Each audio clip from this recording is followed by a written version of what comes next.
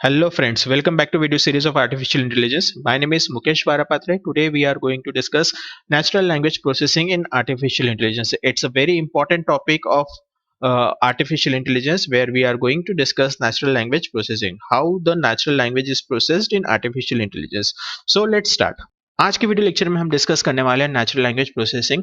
जैसे कि हम जानते हैं कि ये काफ़ी इंपॉर्टेंट टॉपिक है आर्टिफिशियल इंटेलिजेंस में। नेचुरल लैंग्वेज प्रोसेसिंग होता क्या है, किस तरीके से वर्क करता है, उसके बेसिक उसके एप्लीकेशंस क्या है, ये सभी टॉपिक आज हम इस वीडियो लेक्चर के अंदर में कवर करने वाले हैं। ठीक है, तो सबसे पहले हमारा क्वेश्चन आता है, what is a natural language processing? Natural language processing refers to a AI method of communicating with the intelligence system using natural languages such as English। मतलब नेचुरल लैंग्वेज प्रोसेसिंग में होता क्या है कि आप आर्टिफिशियल इंटेलिजेंस मशीन के साथ में कम्युनिकेट करोगे किसी नेचुरल लैंग्वेज का यूज करते हुए, just like Hindi, English. Okay, जो भी आपकी नेचुरल लैंग्वेज होगी उसके हिसाब से आप वो उस इंटेलिजेंट मशीन के साथ में कम्युनिकेट करोगे।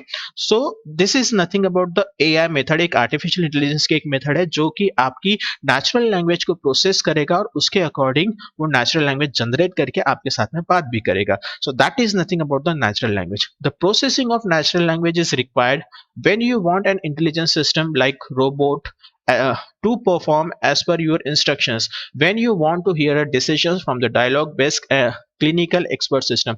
आपने ऐसे बहुत सारे एग्जांपल्स देखे हुए हैं जिसमें आप किसी इंटेलिजेंस सिस्टम के साथ में नेचुरल लैंग्वेज में कम्युनिकेट करते हो और वो आपको रिस्पॉन्ड करता है। Just like Google do, Siri, Alexa, ये आपकी नेचुरल लैंग्वेज को प्रोसेस करते हैं। प्रोसेस करने के बाद में वो नेचुरल लैंग्वेज को जनरेट भी करते हैं और आपके साथ में कम्युनिकेट करते हैं। So this is nothing about the natural language. Now let's talk about the different forms of natural language. In the field of NLP involves making the computers to perform useful tasks with the natural languages like a human use. The input and output of NLP system can be written text and speech. जैसे कि मैंने आपको बताया कि जो हम communication कर रहे हैं किसी मशीन के साथ में, तो हम दो तरीके से हम कम्युनिकेशन कर सकते हैं, via written text और speech. So mostly we will mostly concern with the written text, not a speech. Artificial intelligence के अंदर में हम मोस्टली कवर करते हैं रिटन टेक्स्ट का। स्पीच जो है ये भी हमारे नेचुरल लैंग्वेज प्रोसेसिंग में आता है, जिसको हम स्पीच रिकॉग्निशन सिस्टम के अंदर में पढ़ते हैं।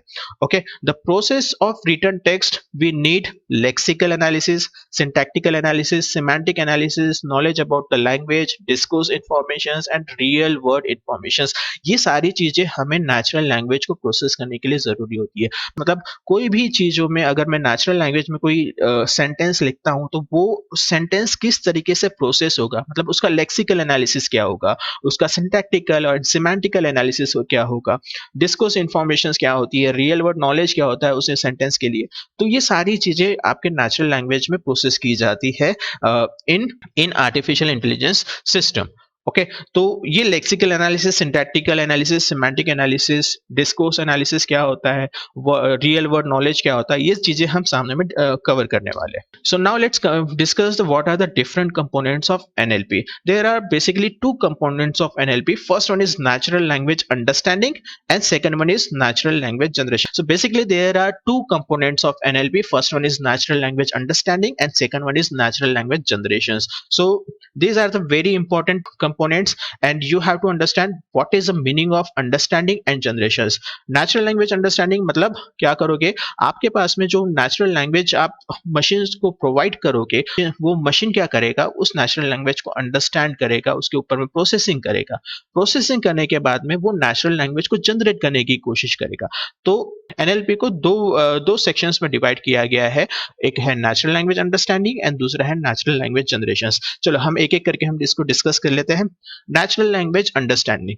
Natural language understanding that is a mapping the given input in a natural language is also useful representations. मतलब हमारे पास में जो भी हम नेचुरल लैंग्वेज का इनपुट हम मशीन्स को देने वाले हैं उसको प्रॉपर्ली रिप्रेजेंट करेंगे। तो वो रिप्रेजेंटेशन किस तरीके से होगा, so different level of analysis is required. जो भी हम इनपुट मशीन्स को देने वाले हैं वो किस तरीके से एनालाइज किया जाएगा, मतलब उसको किस तरीके से प्रोसेस किया जाएगा।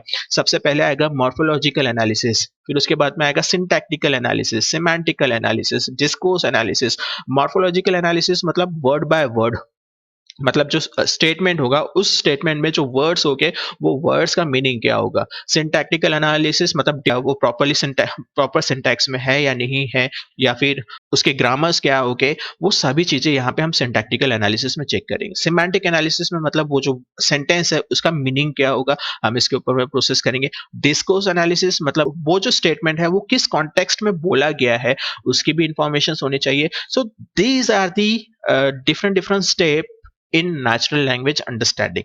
Okay, now let's discuss what is the natural language generations. Now, in natural language generations, producing the output in natural language from the some internal representations. Natural language generation में क्या होगा कि हमारे पास में जो भी इनपुट मिला है उसके अकॉर्डिंग हम आउटपुट जनरेट करेंगे और वो आउटपुट होगा हमारे नेचुरल लैंग्वेज के फॉर्म में। ठीक है, तो हमें उसको रिप्रेजेंट करना है तो उसमें क्या होने वाला है। So we have a deep planning, मतलब वो जो हमारा आउटपुट है उसको किस तरीके से हम उसको प्लान करके आउटपुट निकालेंगे, व्हाट टू से एंड व्हाट टू नॉट से, सिंटैक्टिकल जनरेशन किस तरीके से होगा। सो ये दोनों चीजें काफी इंपॉर्टेंट है, natural language understanding and natural language generations. Okay, in natural language understanding is much harder than natural language generations, but still both them are hard. ठीक है, जैसे कि हम जानते हैं कि नेचुरल लैंग्वेज अंडरस्टैंडिंग काफी हार्ड होता है as compare to natural language generation. वो डिस्कस करते हैं कि why natural language understanding is too hard. So natural language is extremely rich in the form and structure, मतलब जो भी हमारी नेचुरल लैंग्वेज होती है या फिर जो भी हमारी लैंग्वेज होती है वो काफी रिच होती है। उसमें बहुत सारे सिंटैक्स होते हैं, सिमेंटिक्स होते हैं, बहुत सारे ग्रामर्स होते हैं जिसके अकॉर्डिंग हमारी लैंग्वेज बनती है। तो उन सबको प्रोसेस करना होता है हमें नेचुरल लैंग्वेज अंडरस्टैंडिंग के अंदर में। हम जानते हैं कि लैंग्वेज जो होती है काफी एम्बिग्यूअस भी होती है। कुछ ऐसे स्टेटमेंट्स होते हैं जिसके एक ही स्टेटमेंट के अलग अलग मीनिंग्स निकलते हैं। For example, I visited to a bank. ठीक है, तो I visited to a bank मतलब मैं कहाँ गया, मैं बैंक में विजिट किया हूँ। अब यहाँ पे अगर बैंक की अगर बात करूँ तो बैंक में जो होता है एक फाइनेंशियल बैंक भी आता है, एक रिवर बैंक भी होता है। तो अगर स्टेटमेंट को अगर हम देखेंगे कि I visited to a bank, तो क्या मैं फाइनेंशियल बैंक में गया हूँ या फिर मैं रिवर बैंक में गया हूँ। तो ये जो स्टेटमेंट है काफी एम्बिग्यूअस है, तो इसको जो मशीन है वो प्रॉपरली उसको अंडरस्टैंड कर पाए, वो जो स्टेटमेंट है वो किस कॉन्टेक्स्ट में बोला गया है उसको प्रॉपरली अंडरस्टैंड करके प्रोसेस कर पाए। So that's why it is called as very ambiguous. How to represent the meaning, which structure map to which meaning of structure. So this is a very important. One input can mean many different things. Ambiguity can be at different levels. Okay, तो आप देख सकते हो कि different meaning हो सकते हैं different different words की। एम्बिग्यूटी जो होती है वो अलग अलग लेवल्स की हो सकती है। सो जैसे कि आप देख सकते हो कि जो स्टेटमेंट के अंदर में जो एम्बिग्यूटी होती है वो लेक्सिकल लेवल पे मतलब वर्ड लेवल पे भी हो सकती है, सिंटैक्टिकल लेवल पे भी एम्बिग्यूटी आ सकती है एंड सिमेंटिक लेवल पे भी उसकी एम्बिग्यूटी आ सकती है। कोई स्टेटमेंट जो होता है जो आप उसको डिफरेंट डिफरेंट लेवल से भी बोल सकते हो, डिफरेंट डिफरेंट तरीके से भी बोल सकते हो, तो वो सिंटैक्टिकल एम्बिग्यूटी में आ जाएगा। Interpreting partial information, how to interpret the pronouns. Okay, contextual informations, context of the sentence may affect the meaning of the sentence. So this is a very important. Many input can mean the same thing. Interaction among the components of the input is not clear. So that's why we can say that natural language understanding is too hard. Okay, now let's discuss the knowledge of language. Language के अंदर में कौन कौन सी terminology use होती है हम अब वो डिस्कस करेंगे। Okay, so first of all phonology, it is a study of organizing the sound systematically. मतलब जो लैंग्वेज के अंदर में जो डिफरेंट डिफरेंट वर्ड्स होते हैं उसके अलग अलग प्रोनाउंसिएशंस होते हैं, वो भी काफी इंपॉर्टेंट होते हैं लैंग्वेज के अंदर में। So that term is called as phonology which study the organizing the sound. मतलब जो लैंग्वेज में जो वर्ड्स है आप उसको किस तरीके से बोलते हो, कहाँ पे आपको हाई पिच करना है, कहाँ पे आपको लो पिच करना है, मतलब जो वर्ड्स के जो साउंड्स को रिप्रेजेंट करते हैं उसके लिए हम फोनोलॉजी का यूज करते हैं। Morphology is what? It is a study of constructions of word from the primitive meaningful units. मतलब आपके पास में जो लैंग्वेज है, लैंग्वेज के अंदर में जो भी वर्ड्स बनते हैं वो किस तरीके से बनेंगे उसकी स्टडी हम मॉर्फोलॉजी के अंदर में पढ़ते हैं। Morpheme, it is a primitive unit of meaning in a language. मतलब वर्ड के अंदर में डिफरेंट डिफरेंट कैरेक्टर्स मिलकर हम वर्ड्स बनाते हैं तो उसकी स्टडी को हम मॉर्फेम बोलते हैं। Syntax, it refers to arranging the words to make the sentence. It also involves determining the structural role of the word in the sentences and the phrases. मतलब हमारे पास में जो स्टेटमेंट्स बनते हैं वो किस बेसिस पे बनते हैं, उसमें क्या सिंटैक्स होता है। फॉर एग्जाम्पल, नाउन होना चाहिए, प्रोनाउन होना चाहिए, वर्ब होना चाहिए, एडजेक्टिव्स होने चाहिए। तो ये क्या है, आपके लैंग्वेज के डिफरेंट डिफरेंट सिंटैक्स है जिसको हम ग्रामर्स भी बोलते हैं। ओके, ये काफी इंपॉर्टेंट होते हैं किसी लैंग्वेज को बनाने के लिए। तभी जाके हमारा कोई स्टेटमेंट्स बन सकता है, कोई जाके तभी जाके हमारे डिफरेंट डिफरेंट फ्रेजेस बन सकते हैं, सेंटेंसेस बन सकते हैं।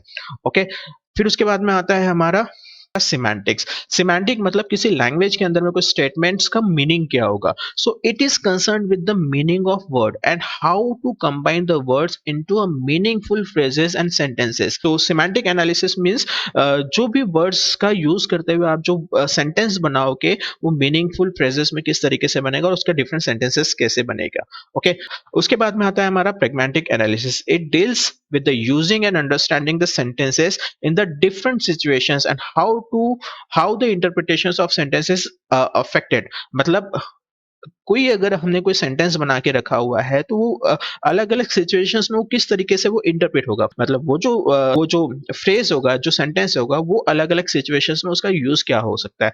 उसके बाद में आता है discourse analysis. It deals with how the immediately preceding sentence can affect the interpretations of the next sentence. For example, I visited to a bank, but इस स्टेटमेंट को बोलने से पहले मैं रिवर की बात करता हूँ तो सामने वाला बंदा समझ जाएगा कि जो मैं बैंक की बात कर रहा हूँ वो रिवर बैंक है, और वो स्टेटमेंट वहां पे प्रॉपरली फुलफिल हो जाएगा और मीनिंगफुल उसका उसका मीनिंगफुल रिप्रेजेंटेशन हो जाएगा कि मैं जो स्टेटमेंट बोला हूँ I visited to a bank, तो यहाँ पे रिवर बैंक की बात हो रही है। तो मतलब वो जो स्टेटमेंट बोला है वो किस कॉन्टेक्स्ट में बोला गया है, वो उसको हम स्टडी करते हैं डिस्कोर्स एनालिसिस में। फिर उसके बाद में आता है word knowledge. Word knowledge it includes the general knowledge about the word. यहाँ पे हम सिंपल एग्जांपल समझते हैं, आई fly a car. Okay, so I fly a car मतलब ये स्टेटमेंट है जिसमें हम कार को उड़ाने की बात कर रहे हैं, बट इसका मतलब ये नहीं होता है हम कार को इसका मतलब ये होता है कि हम कार को तेज चलाने वाले हैं। हम जानते हैं कि अभी तक के फ्लाइंग कार्स नहीं बनी हुई है और मैं ये स्टेटमेंट बोलता हूँ कि आई फ्लाई अ कार मतलब मैं कार को बहुत तेजी से चला रहा हूँ और मैं तेजी से चलाने वाला हूँ। ठीक है, तो यहाँ पे वर्ड नॉलेज मतलब हमें पता है कि जो कार्स है वो अभी फ्लाइंग कार्स नहीं बनी हुई है, दैट्स वाई हम यहाँ पे वो जो स्टेटमेंट है उसका मीनिंग समझ सकेंगे कि ये जो cars I fly a car, इसका मतलब ये होगा कि हम कार को तेज चलाने वाले, हम फ्लाई नहीं करने वाले। तो वर्ड नॉलेज भी काफी इंपॉर्टेंट रखेगा। So these are the very important terminologies in natural language processing. Now let's talk about the different step in natural language understanding. मतलब नेचुरल लैंग्वेज अंडरस्टैंडिंग के अंदर में कौन कौन से स्टेप्स आने वाली है हम वो डिस्कस कर लेते हैं। So following are the different steps of natural language understanding. First of all, we do the lexical analysis. Then after we do the syntactical analysis. Then after we do the semantic analysis, discourse integrations, and pragmatic analysis. So these are the different step of natural language understanding. एक एक करके हम different steps को हम देख लेते हैं natural language understanding की। First step है हमारी lexical analysis. Lexical analysis जैसे मैंने आपको बताया था, it deals with the uh, structure of word. It deals with the structure of words. It involves the identifying and analyzing the structure of word. मतलब जो word बनता है वो किस तरीके से बनेगा, उसका lexical meaning क्या होगा। ठीक है, फिर उसके बाद में आता है syntactical analysis, that is also called as parsing. It involves analysis of words in the sentence for the grammar. Okay, after this we get semantic analysis. It draw the exact meaning और the dictionary meaning from the text. मतलब वो जो statement है वो statement का meaning क्या होगा, उसका एग्जैक्टली मीनिंग किस कॉन्टेक्स्ट में बोला गया है उसका मीनिंग हम यहाँ पे इंक्लूड करेंगे।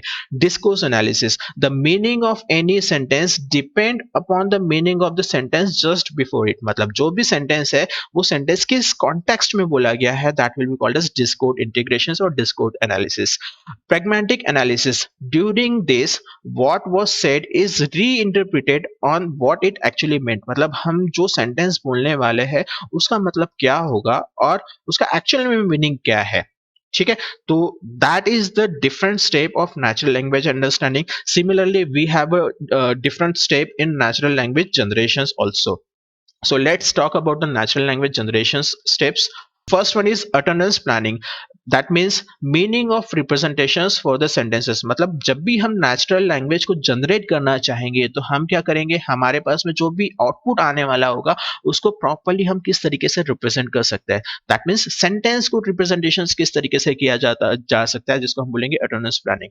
sentence planning and lexical choice, syntactical structure of the sentences with the lexical choice, मतलब जो हमारे पास में आउटपुट आया है, जो वर्ड्स बने हुए हैं, हम उसको किस तरीके से सिंटैक्टिकल वे से, मतलब प्रॉपरली ग्रामर का यूज करते हुए हम उसको किस तरीके से सेट कर सकते हैं ना। Then after sentence generation, morphological analysis of word, मतलब हम क्या करेंगे, अब हमारे पास में जो भी आउटपुट है वो आउटपुट का यूज करते हुए, हम ग्रामर का यूज करते हुए हम सेंटेंस को जनरेट करेंगे, और फिर उसके बाद में हम बोलेंगे morphological generation. It involves identifying and analysing the structure of the word, मतलब जो भी हमने जनरेट किया हुआ है उसका प्रॉपरली मीनिंग क्या होगा। ठीक है। सो ये हमारी स्टेप्स हैं नेचुरल लैंग्वेज जनरेशंस की। इसके पहले हमने पढ़ा था steps in natural language understanding, ये काफी इंपॉर्टेंट है।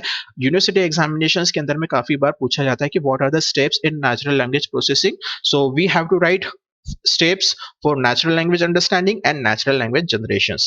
Okay, now let's talk about the implementations aspects of syntactical analysis. But there are number of algorithms researchers have developed the syntactical analysis, but we are consider only the following simple methods. मतलब जब भी हम कुछ statements बनाते हैं तो उसका syntactical structure क्या होगा, मतलब उसको किस तरीके से आप रिप्रेजेंट करोगे, उसका ग्रामर क्या होगा, तो वो उसको हम बोलते हैं सिंटैक्टिकल एनालिसिस। तो आर्टिफिशियल इंटेलिजेंस के अंदर में हम मोस्टली कॉन्टेक्स्ट फ्री ग्रामर्स पढ़ते हैं और टॉप डाउन पार्सर्स का यूज करते हैं। कॉन्टेक्स्ट फ्री ग्रामर्स काफी इंपॉर्टेंट है। आपके यूनिवर्सिटी क्वेश्चंस के अंदर में कॉन्टेक्स्ट फ्री ग्रामर काफी काफी बार पूछा जाता है। आपको कुछ रूल्स दिए हुए होंगे, उसके अकॉर्डिंग आपको एक स्टेटमेंट्स को बना के दिखाना होगा। आपने ये ऑलरेडी पढ़ा हुआ है, आपको एग्जाम्पल से समझ में आएगा। Let's understand what is context-free grammar. It is a grammar that consists the rules with a single symbol on the left-hand side of the rewrite rules. Let us create the grammar to parse the sentences. For example, we have a statement. The birds pecks the grain. For example the birds PECS the grain, ये हमारे पास में statement है। तो आपके पास में कुछ इस तरीके से आप यहाँ देख सकते हो, यहाँ पे कुछ रूल्स बने हुए हैं, यहाँ पे आपके कुछ ग्रामर्स दिए हुए। For example article that will be called as determinant a and the. Okay, nouns है यहाँ पर बर्ड्स, इस एग्जाम्पल के अंदर में जो नाउन्स दिए हुए उस नाउन्स दिए हुए bird, birds, grain, grains. Okay, noun phrases दिए हुए हैं, article plus noun, article plus adjective plus noun, ये किस तरीके से बनेगा, तो यहाँ पे उसके रूल्स दिए हुए हैं। वर्ब कौन कौन से है, यहाँ पे पेक्स है, पिकिंग है एंड पेक्ड है। वर्ब फ्रेज है एनपीवीपी, एनपीवीपी मतलब आर्टिकल प्लस वर्ब किस तरीके से होगा, या फिर article plus adjective plus noun और वर्ब किस तरीके से होगा, ये रूल्स दिए हुए हैं। तो इसके अकॉर्डिंग हमें क्या, इसका एक कॉन्टेक्स्ट फ्री ग्रामर का यूज करते हुए हमें 5 ट्री बनाना है। तो हम देख सकते हैं इसका एग्जांपल किस तरीके से है। So we have a SP, NP, VP, determinant, noun, V that is verb. VP is nothing about verb phrase. NP is a noun phrase, subject phrase. Okay, NP again determinant and N. So इस तरीके से हम past ही बनाए कि वो जो example था the bird pecks the grain. तो the bird PECS the grains, तो ये जो एग्जाम्पल है आप देख सकते हो कि इसका कॉन्टेक्स्ट फ्री ग्रामर है। इसके बाद में हम डिस्कस करेंगे different applications of natural language. So we have a very vast applications of natural language processing. We can use natural language processing in semantic analysis, chatbots and virtual assistant. Text classifications के अंदर में भी हम इसका use करते हैं, text extractions के अंदर में भी यूज करते हैं। Text classification and text extractions मतलब मोस्टली जो एसईओज होते हैं उसमें आप टेक्स्ट को किस तरीके से क्लासिफाई करोगे, एक्सट्रैक्ट करोगे, काफी इंपॉर्टेंट होता है। जस्ट लाइक प्लागरिज्म के समय में जब भी हम कोई प्लागरिज्म चेक करते हैं तो वहां पे टेक्स्ट को किस तरीके से क्लासिफाई किया जाता है, एक्सट्रैक्ट किया जाता है, तो that will B machine translations. मतलब कोई एक मशीन है जहाँ पे आपने कई बार देखा होगा कि अगर हम हिंदी में बात करते हैं तो वो मशीन आपको ट्रांसलेट करके देती है इंग्लिश में, या फिर इंग्लिश में कोई पर्सन अगर बोल रहा है तो वो हिंदी में ट्रांसलेट होके आएगा। सो इस तरीके से हमें मशीन ट्रांसलेशन का भी यूज कर सकते हैं। Text summarisations, market intelligence, auto correct, auto correct आप मोस्टली यूज करते हो मोबाइल फोन्स के अंदर में। Intent classifications, urgency detection, speech recognitions के काफी एग्जांपल है, जैसे कि गूगल डियो है, एलेक्सा है, सीरी है, कोटाना है। So these are the different speech recognitions hardware और software which is use to recognise your speech or natural languages and produce the output and produce the natural language, and it also generates the natural language. Okay, so that's all about natural language processing. Thank you for watching. Jai Hind.